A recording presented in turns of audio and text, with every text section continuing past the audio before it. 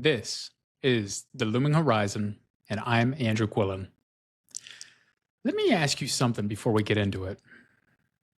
When was the last time a song stopped you? Not background music, not something the algorithm served you while you were doing something else.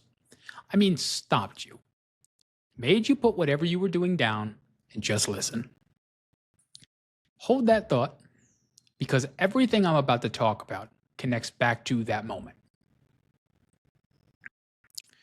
On April 20th, Deezer, one platform, released a number that I've largely been thinking about. I knew these numbers were coming, but to see them is quite fascinating. Let's dive into it.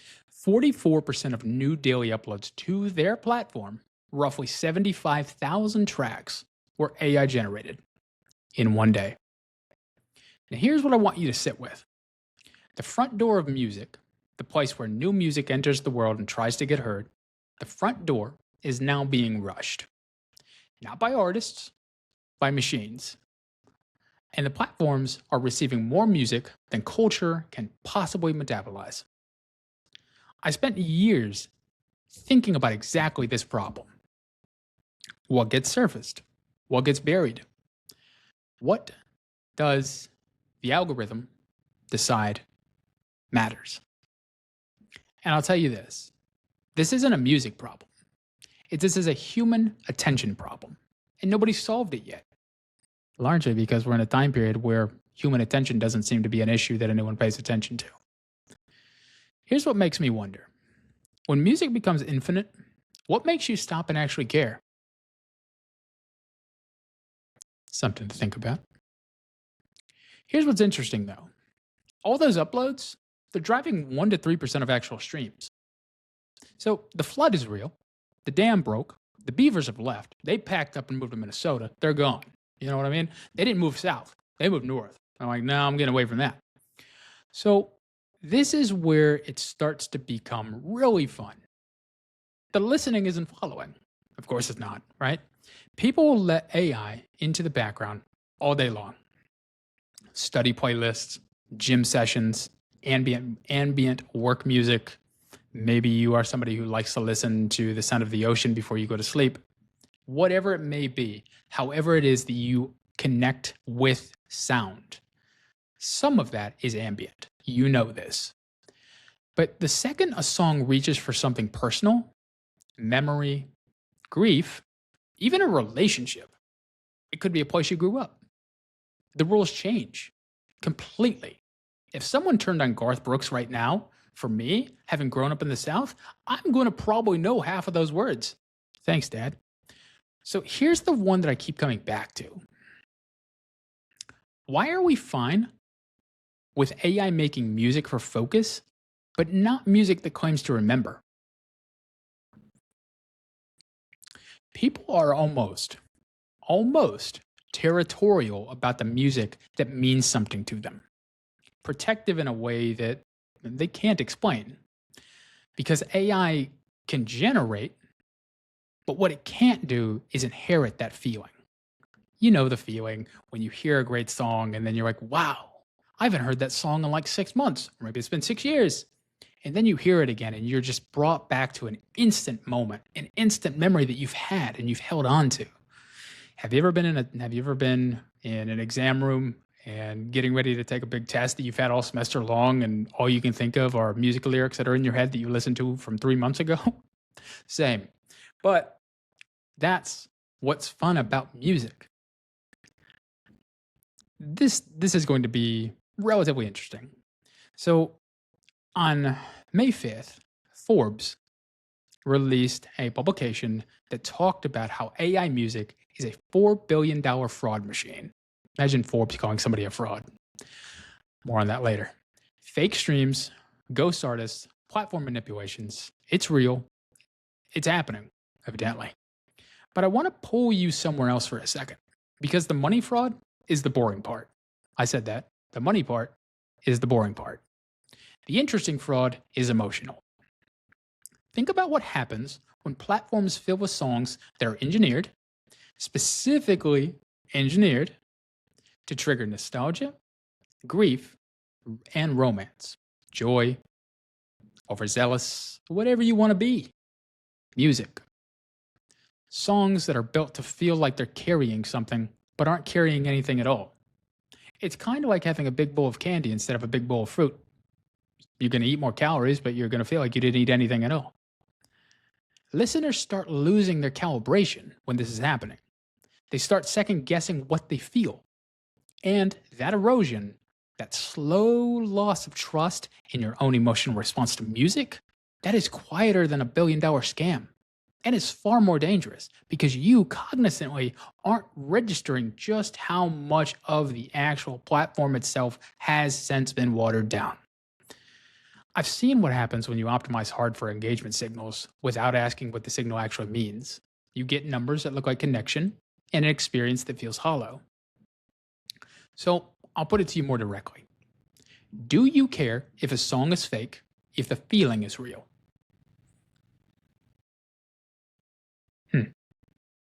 It's a great thought, right?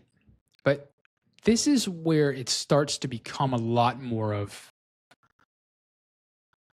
touch, environment, sensory, everything that enables for a music festival or a concert or a live performance to have that feeling of, man, I want to do that again. So 11 Labs launched a music app in April.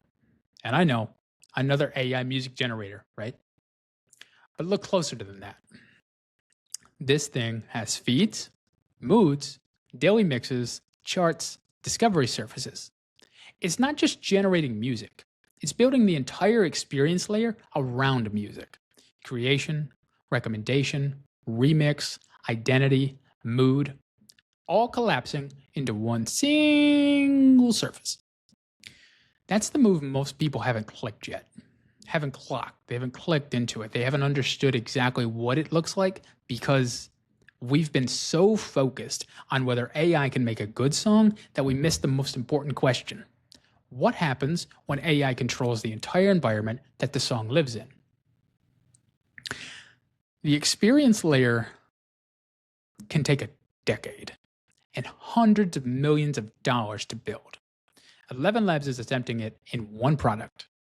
That's either incredibly ambitious or a preview of something we're not ready for. The team over at 11 Labs are fantastic. They are. Do I believe in their engineers being capable of doing this? In theory, sure. And I would say that over the next year and a half, 2 years, 11 Labs won't be the only one doing this. Which leads me to the question that actually keeps me up.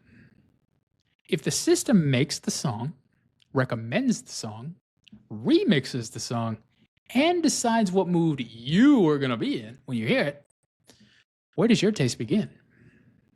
It's like going to a restaurant and somebody just saying, yeah, well, I know you like Italian food. Sir, I've never met you in my life. Yeah, I know, but I know you like Italian food because you look like you're going to sit down and eat a whole bowl of pasta. It's like, okay, that's fantastic. I don't like pasta. You see where that communication would help you a lot? But yeah. Anyway, so what is music actually carrying for us? Because without this, none of the rest of this matters. I want to close with a song that has been on my mind because I care about stories and I care about hip hop and I care about what environments can actually bring to us. And this song is called They Reminisce Over You. This is East Coast as East Coast hip hop gets. This is Pete Rock and CL Smooth, 1992. My birth year, goodness, 34 years old or about to be. That's amazing. And it's built on a Grover Washington Jr. sample. It's about friendship, loss, Bronx lineage, what it means to carry someone forward after they're gone. So Pete and CL weren't just making a song. They were making a document. They were making an artifact that would last long beyond them. It's been 34 years, and when you hear it, you're going to recognize that saxophone. You're going to recognize the sound. Maybe it hit you when you were younger and you were playing video games, and maybe it was NBA Street, or maybe it was a part of your life, and you grew up in New York, and you know that sound because you've been connected to it all of your life. And that's what I keep thinking about when I look at 75,000 tracks uploading in a single day. Okay. I'm not asking whether they sound good. Frankly, I don't give a shit if they sound good. What I care about is, what do they document? Who made them? And what did it cost them? That song, They Reminisce Over You, that was a period of someone's life that greatly impacted how they perceived the notion to create the song in the first place. We see this with artists all over the place. There is something that happens. Maybe they're influenced by something. Maybe they have someone come into their life that positively shapes how they see things. Maybe they have a muse. Who knows? Who knows what it is? But it is a part of them. It's not something they lent out to something else and then asked for it to create it for them. Some music is generated. Some music is carried. The ones that get carried through decades, through grief, through generations, through good times, through bad times. Maybe you listen to it at a wedding. Maybe you listen to it at a funeral. It's very unfortunate, but this is part of life. Memento mori. Those are the ones that tell you something true. They tell you something that is not just fabricated on a prompt, but is genuinely impacting the people on a day-to-day basis. Here's an example of this. What about Not Like Us by Kendrick, right? We all know that song. If you don't know that song, I greatly encourage you to check it out. But we all know that song. When Kendrick played at the Super Bowl, did you see how many people were engaged with that? They knew that that was a whole culture movement. And you're sitting here telling me that one of these 75,000 track a day puddles that we've got going on right now, that's going to give us the same feeling, the same connection to us, the same connection to people all over? I don't personally believe that. I think that's a crock of shit. So here's where this comes in. These songs, they're about a moment. They're about a person. They're about what it actually feels like to be alive. You can't fake being alive. You can't. I mean, I suppose you can if we're playing like Weekend at Bernie's or something like that. But, that's where we start to focus in on the larger picture here. The flood at the front door, the 1 to 3% of streams, the emotional fraud, the experience layer eating itself. So I keep landing on one question. If They Reminisce Over You was uploaded today, would the algorithm know what it is? Would it know how to place it? More than that, who would it recommend it to? Are you listening to Cardi B and you're just going to be hit with New York hip hop? Maybe. Are you somebody in Kansas who has never heard this hip hop song before and now you're just going to find it in your discovery because the discovery is blessing your timeline? I don't think so. This is where so much of what is moving on right now and happening matters. Not in the future, not 6 months from now, right now. If you want to watch culture be erased, 75,000 tracks on one platform, let me emphasize that again, on one platform of several. If that doesn't raise some cautionary tales for you, I hope this conversation has shaped that for you. I love AI. I'm fascinated of where it can help us go as a society. But let's correct something. AI is an assistant.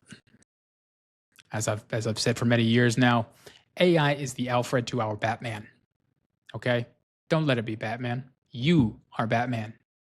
Our music, what we have done for centuries. That's how we connect to people. That's how we'll continue to connect to the future generations that are coming after us. Anyway, guys, I appreciate your time. If you've hung out with me this far, this has been the Looming Horizon. If something in here made you think, share it with someone that would care. That's how this grows. I'm Andrew Quillen, and I'll see you next time. All right. Peace, y'all.